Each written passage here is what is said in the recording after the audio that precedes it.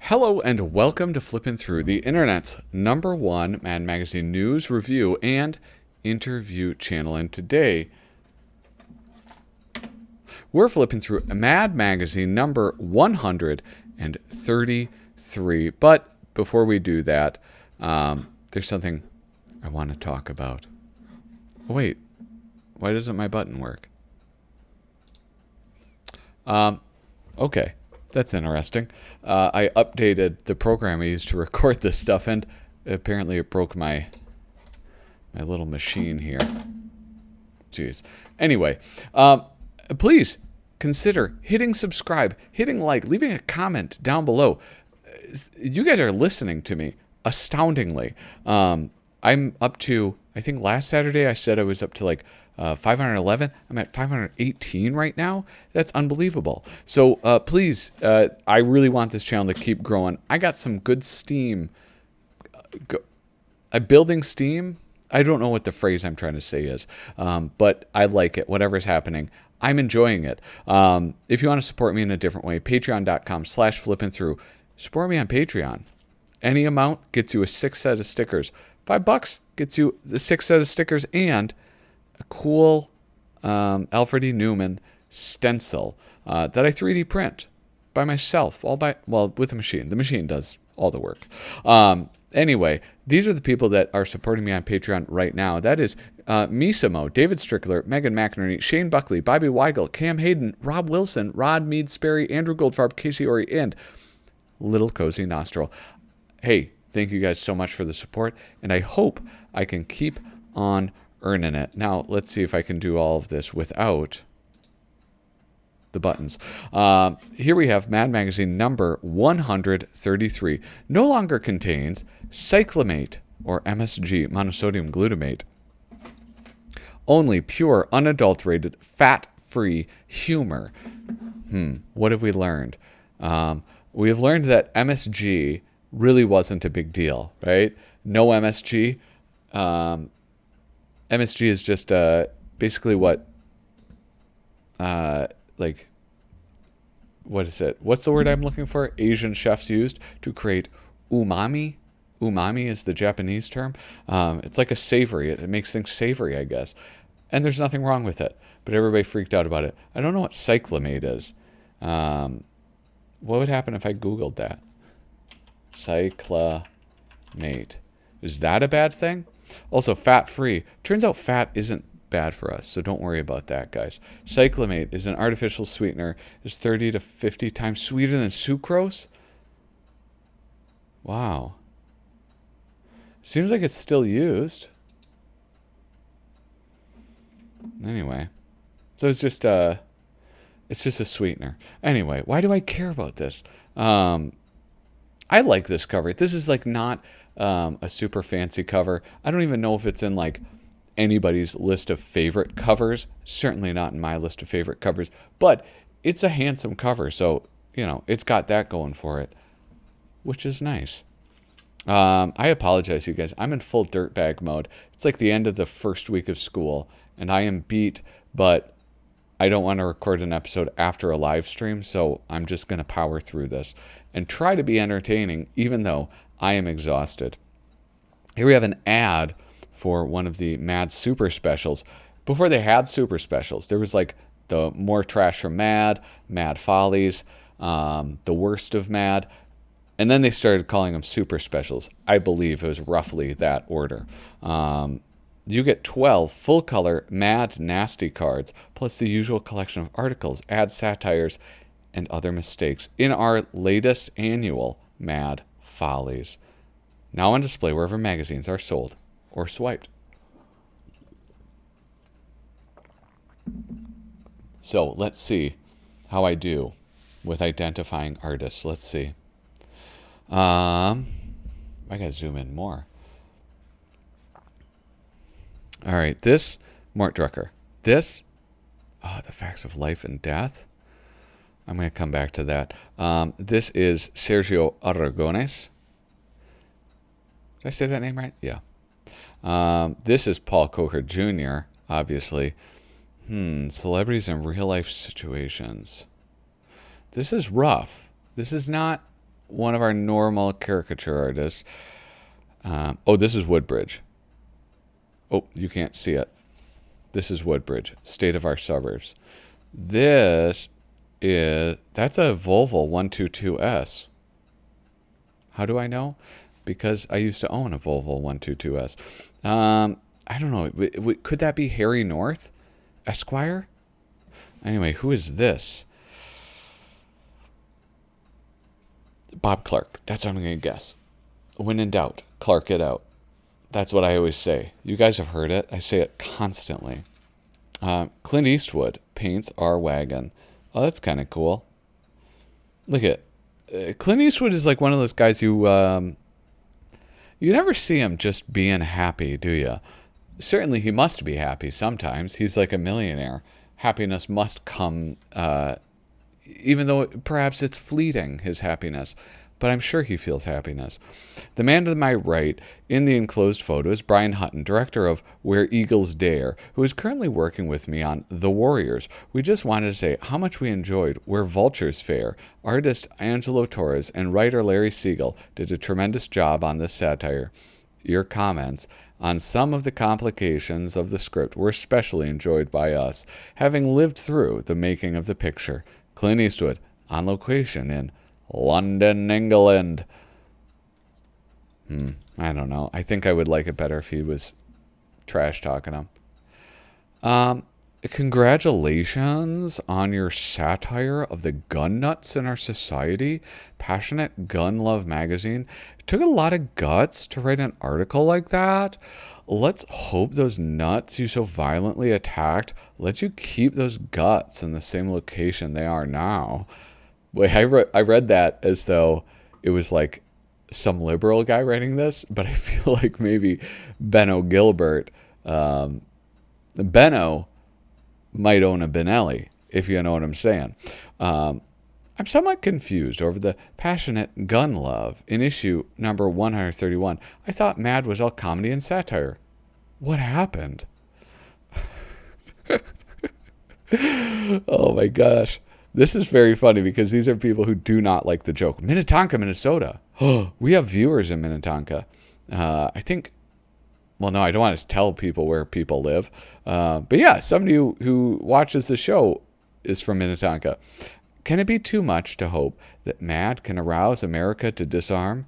Can it also be too much to hope that responsible gun owners can take the satire in the spirit which it was written? Et tu, Brute? I don't know, that doesn't make sense, but who cares? That was Joanne. All right, True Fat. True Grit. Well, that's fun because this, not that long ago, was remade, and remade quite well, I think. I think most people would agree that it was an improvement on the original because, I don't know, just filmmaking in some ways has gotten much better. And they also got some really great actors for like the little girl and for, Jeff Bridges was, what was his name? His name was, I always thought their name was pronounced Coburn, but they were all calling him Cockburn, which was, that took some getting used to. But, what are you going to do? I'm like a child. I cannot be expected to keep a straight face. Excuse me, Marshal. As soon as you put this bum in jail, I should like to offer you a business proposition. Hold it, girl. I'm the Marshal. He's the bum. You're the Marshal, a terrible drunk like you?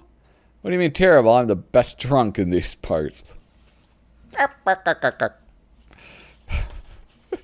It's my Popeye laugh. I don't know. I'm not going to go into this. Register the James Gang, not guns. Here we go. The Facts of Life and Death. Artist Jack Davis. Well, this is going to be a treat. I feel like now that I say it, now that I see who it is, it's a lot more obvious. You know, sometimes that happens. You see the art and then I don't know. Or once you hear the name, it really clicks. It's a lot more obvious who it was. Why can't I see how long this video? What just happened? What? Jeez. Why? Don't ever update anything. Don't update anything on your computer. It'll be okay. You don't need to do that. All it does is cause issues. And now something wants to reboot. Jesus. Anyway, the facts about life and death. The cars that we drive are lethal, they say, and so is the air we breathe every day. Our lakes and our streams are so putrefied that taking a swim is sheer suicide. The bright, shining sun has dangerous rays that deepen our tans, but shorten our days. I love this. Do you notice how happy that man is, though? You got to take the good with the bad. I don't mind having a nice tan. It's winter's coming here, and I'm kind of bummed out. I'm going to get pale again. I love having a nice tan. Those new drugs prescribed for when we are ill produce side effects that quite often kill. And cows that give milk munch insect-sprayed grass, which poisons small pests and us, too, alas. Who do you think wrote this? You're wrong, it's not Frank Jacobs. The chemicals put into bread to retard its spoilage can leave our viscera scarred.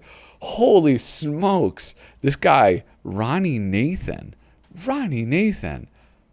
appreciate that quatrain. The chemicals put into bread to retard its spoilage can leave our viscera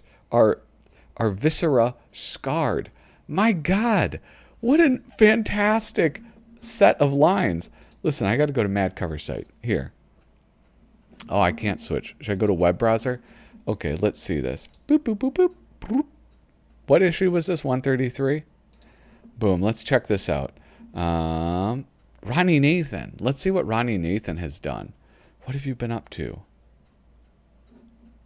Okay. 122, 123, 126, 126, 132, 133, 143, 161. That's it. What a short span. This is awesome stuff. What he did, this is fantastic. And I mean, I'm getting distracted by the writing that I'm not even paying attention to Jack Davis's beautiful artwork. And that says something, right? That's some good writing if you're not even paying attention to the art. And healthy red meat is loaded with lard, which now we're informed makes arteries hard. But I think fat is good for you. You do want fat. There's like LDL and SDL cholesterol, and there's a difference between that. Anyway, watch somebody else for all dietary information. Don't listen to me. The doctors all warn to curb our intake of sugar desserts like ice cream and cake. Happy birthday, chubby Freen. But recent tests prove, we learn with alarm, that substitute sweets can do us more harm. Oh, R.I.P. Slim Freen. The experts said sleep should be long and sound, but now too much sleep is fatal, they found. They said we should trot through the wind, rain, and fog, but now they find hearts fall down on the jog. With all of these warnings of pain, doom, and strife, it's hard to imagine a fate worse than life. Oh, wow. This was fantastic. Oh my gosh. This one takes a cake, though. That may be one of the greatest lines in Mad Magazine I've ever read, because it's using retard in a way that's socially acceptable. So, oh my goodness. Wowee. If TV shows were actually like their capsuled descriptions.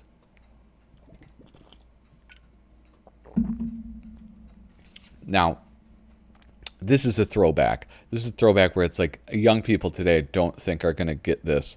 And by young people, I mean like Zoomers, like people who some adults won't understand this, but in the what is that TV guide, they would describe what the show was, and they had to do it in like 10 words. It was absurd, and they would try to pack so much information in it that it was not always the most accurate. I am going to just like move on. Who did this artwork though? These are really cool illustrations. Angelo Torres. I like this. This is this is obviously earlier on for him, 1970. Angelo Torres. When did he start? Yeah, this is his second year at Mad Magazine. He started in '69, so his style developed and changed quite a bit, I would say. He moved a little bit more towards like Mort Drucker, I think, which not a bad direction to move, but I certainly like this. Maybe this is more of like an ad style. You know, he was a New York artist, so he probably did a lot of ads. That's my guess. During a summer shower. My daughter, who is 8 years old, is now able to recognize Don Martin artwork. She's like, oh, this is that Don guy. I was like, yeah, Don Martin. Good job. You have culture. But Harold, we shouldn't stand under that tree during the thunderstorm. Won't the lightning be able to find us more easily out here in the open? Ha ha ha. Don't be silly. Lightning can't find anyone. It has no brains. It simply strikes at the tallest thing in the immediate area. That's all it can do. Ka-chuk. Screep.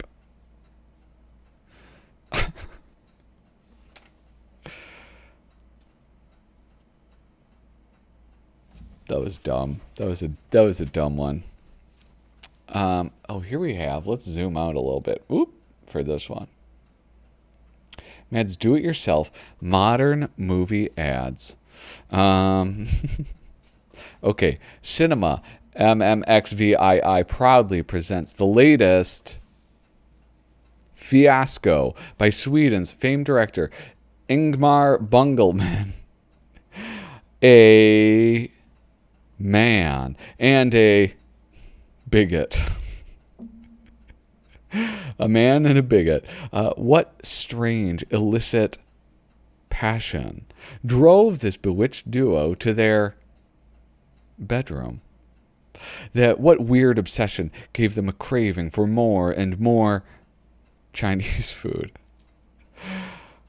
Because of the shocking climax of this picture, no one will be seated during the last 5 minutes or during the first hour and 55 minutes either. In fact, no one will be allowed in the theater. You wouldn't understand the picture anyway. Oh my gosh. Here we have the lighter side of, and as is tradition, we're going to pass it on by 5 pages of the lighter side of. Here we go. Dreams That Went Up in Smoke, conceived by Max Brandel. Max Brandel being, I don't know, he's like kind of a visual, he's a real visual guy, but he plays around with words. I don't know.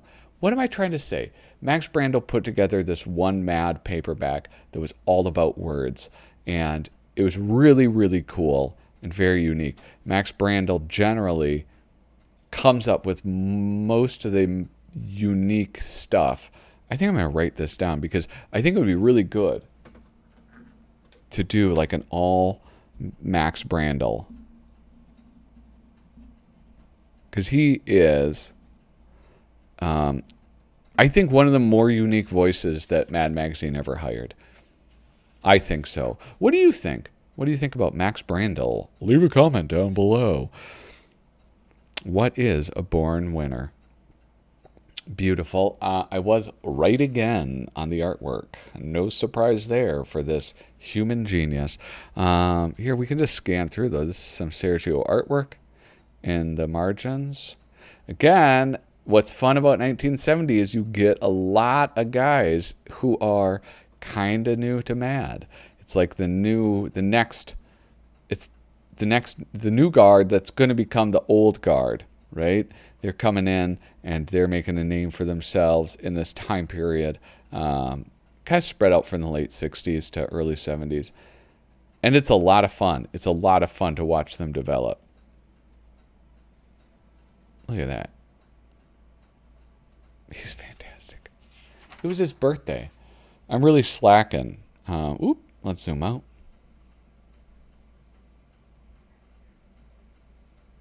So we have Angelo Torres, who was kind of a newbie at the time. Let's see when. Where is it? Sergio. He was 63. So he was 7 years in at this point. Okay, so maybe that wasn't as true for Sergio. He was 7 years in. What about, though, Paul Coker Jr.? 61. Okay, so you know what? They were the old guard by this point, right? You're like 10 years in. Hard to say you're a newbie, I guess. So looks like I was wrong about that. Mad's lifetime chart of attitudes and behaviors. I'm going to zoom in. We have like 3 of them on seeing a policeman. Let's go with seeing a policeman. Let's see how well this holds up to our modern view of the police. I tell you, those are real bullets in his belt. He let me touch him once. He's just a beat patrolman. The cops on the tactical squad wear helmets and bust heads open.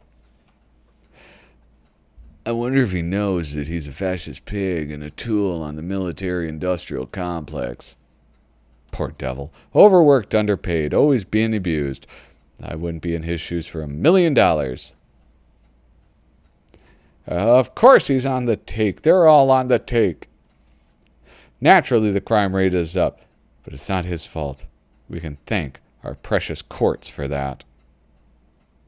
You know what I kind of predicted when I started reading this is that it would like somewhat come full circle. I don't know. I want to read that. On watching a neighbor's house burn down. What a shame. I'll say it burned down before the firemen had a chance to use their great new 50-foot ladder. Age 14. What a shame. Yeah, we had a basketball net set up on their garage. Age 20.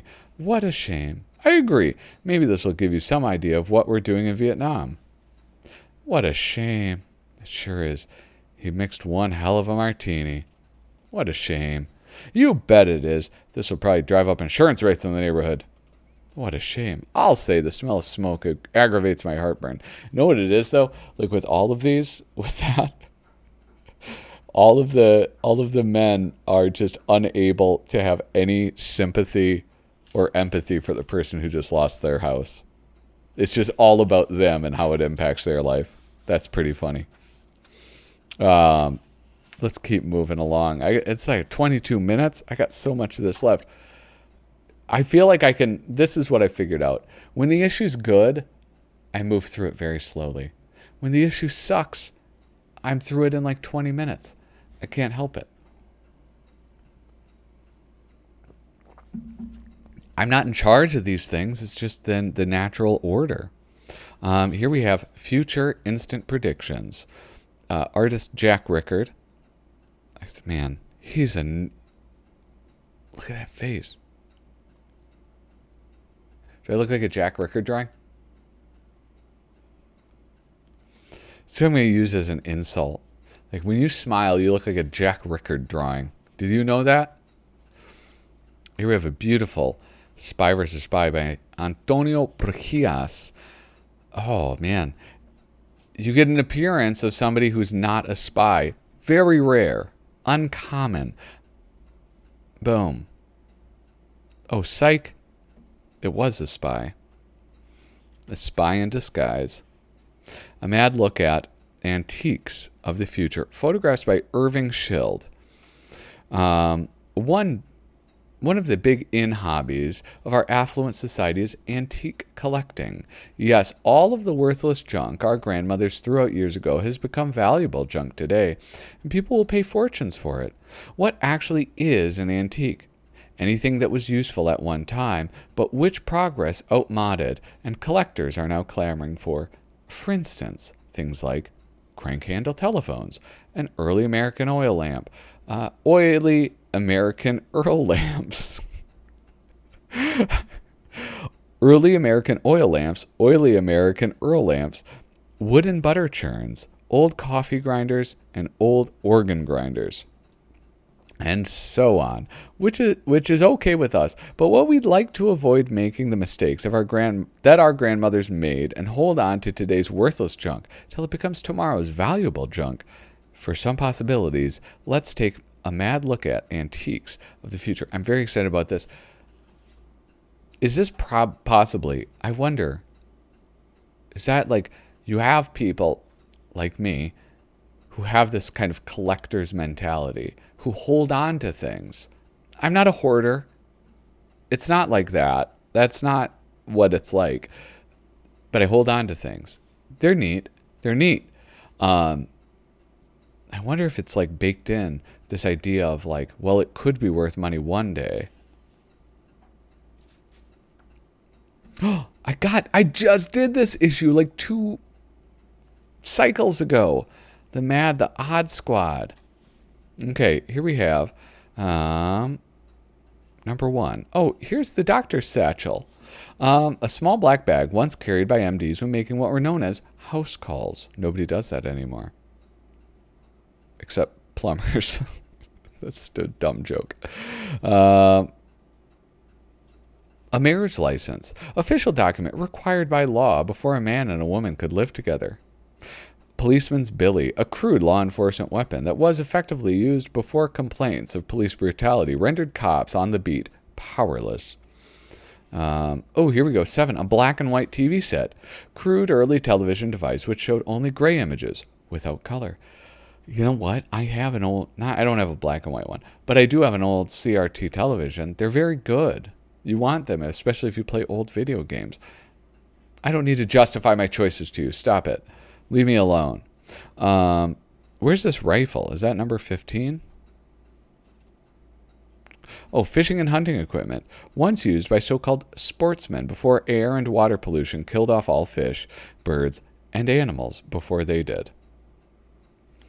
Let's look at number 17. Oh, letter with a stamp. A method of communication made obsolete by final collapse of U.S. postal system. Number 9, electric trimmer, tool used by barber shops where males once went regularly to have their hair cut. That's a joke about long hairs. It's about those damn hippies. This is kind of funny. It is a little curmudgeonly, it seems. I don't know. A little curmudgeonly. Call me new fashioned, but that sounds curmudgeonly. And here's the mad peek behind the scenes artist Bob Clark. Did I guess this one right? No, they didn't give this a preview.